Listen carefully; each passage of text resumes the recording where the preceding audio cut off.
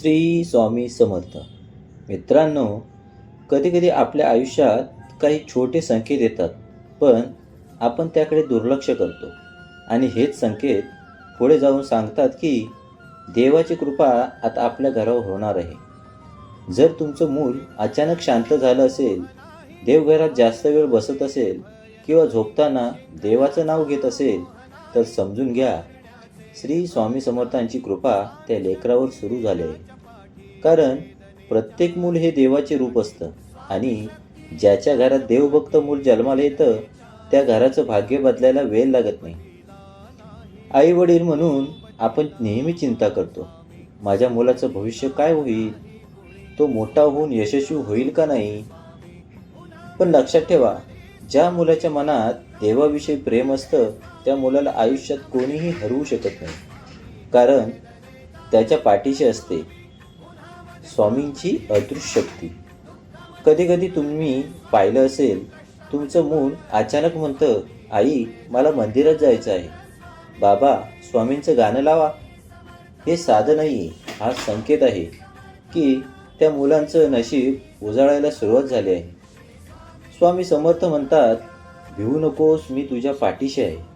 आणि जेव्हा ही कृपा मुलांवर होते तेव्हा त्यांच्या आयुष्यातील अडथळे हळूहळू दूर होऊ लागतात.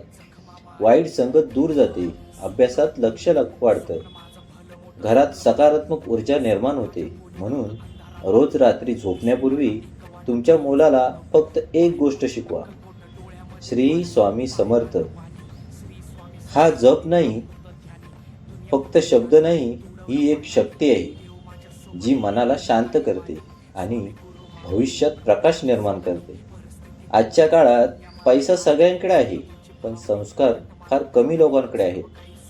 जर तुमच्या मुलाकडे चांगले संस्कार असतील, देवाविषयी श्रद्धा असेल, तर समजा तुमचं भाग्य खूप मोठं आहे. कारण स्वामींची कृपा जिथे असते तिथे संकट जास्त वेळ टिकत नाही. म्हणून आजपासून एक नियम करा, रोज रात्री झोपण्याआधी तुमच्या मुलासोबत 11 वेळा म्हणा, श्री स्वामी समर्थ. आणि मग बघा घरातील वातावरण कसं बदलतं ते. शेवटी फक्त एवढंच सांगतो, जर तुमच्या मुलांमध्ये हे संकेत दिसत असतील तर त्याला कधीही थांबवू नका. कारण कदाचित स्वामी समर्थ त्या लेकराला मोठं भाग्य देण्यासाठी तयार करत आहे.